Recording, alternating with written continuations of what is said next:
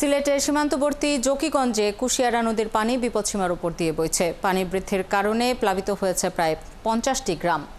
রারাই, মানিকপুর ও শরীফগঞ্জ এলাকার অন্তত 3টি স্থানে নদী ভাঙন দিয়ে এসব গ্রামে পানি ঢুকছে। এতে মানুষের দুর্ভোগ দিন দিন বেড়েই চলেছে। সিলেটের রারাই গ্রাম থেকে আরও জানাচ্ছেন হোসাইন আহমদ সুজাত।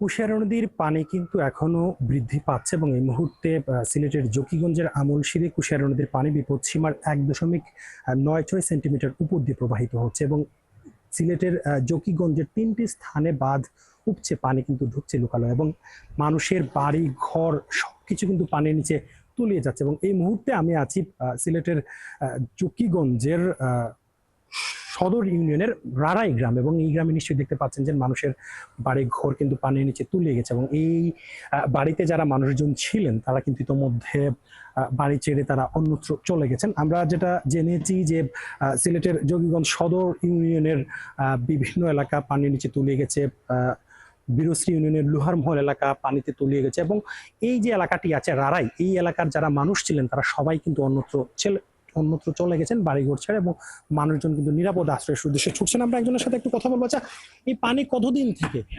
ধন্যবাদ। পানি আজকে অলরেডি 3 দিন হয়ে গেছে এইরকম অবস্থা। কোনো খবর নিছে না, এখন পর্যন্ত আসে যায়, ওনারা তো স্পটে যায় কিন্তু কোনো আশ্বাস নাই। ছবি তুলে তার বাদে সেলফি টেলফি করে চলে যায়, হচ্ছে এইরকম আর সাহায্য সহযোগিতা। এই পরিমাণ ক্ষয়ক্ষতি হয়েছে আপনাদের?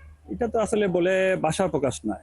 ওই দেখেন আমার বাড়ির অবস্থা, 2টা পুকুর, কত টাকার মাছ ছিল, রাস্তাঘাট, গড়ের ভিতরে পানি, রাস্তাঘাট ভেঙে যাচ্ছে এইরকম আর। এটা তো অনুমানিক 15-20 লক্ষ টাকার প্রাথমিক ক্ষতি হয়ে গেছে আর পরে বন্যা চলে যাওয়ার পরে আবার বড় ধাপে ক্ষতি হবে, দেখা যাবে। এটা আপনি শুনছিলেন যে আমরা একজনের সাথে কথা বলছিলাম যে তিনি বলছিলেন যে তাদের যে পরিমাণ ক্ষতি হয়েছে এবং মানুষজন কিন্তু সব শেষ চেষ্টা করেও কিন্তু তাদের বাড়িতে যাতে পানি প্রবেশ না করে সেই চেষ্টা কিন্তু মানুষজন চালাচ্ছেন এবং পুরো রারাই গ্রাম কিন্তু ইতোমধ্যে পানির নিচে তলিয়ে গেছে। এখানকার আমি যত গ্রামে হেঁটে দেখেছি যে কারো ঘরে হাঁটু পানি, কারো ঘরে কোমর সমান পানি, আবার কোথায় গলা সমান পানি রয়েছে। তো পানি উন্নয়ন বোর্ড আমাদেরকে যেটা জানিয়েছে যে এখনো কিন্তু কুশিয়ারা নদীর পানি বাড়ছে, পাশাপাশি সুরমা নদীর পানিও বাড়ছে। তবে সিলেটের জকিগঞ্জ পৌরসভা কিন্তু আজকে একটু ভালো দেখা যাচ্ছে, কেননা গতকাল যে কেসরি এলাকায় যে ভাঙনটি হয়েছিল সেই ভাঙন কিন্তু এলাকাবাসী তারা মেরামত করে ফেলেছে, যার কারণে পানি নেমে গেছে। তবে সদর ইউনিয়নের মানিকপুর, রারাই, নোয়াবাড়ি সহ বেশ কিছু এলাকা রয়েছে, সেগুলো কিন্তু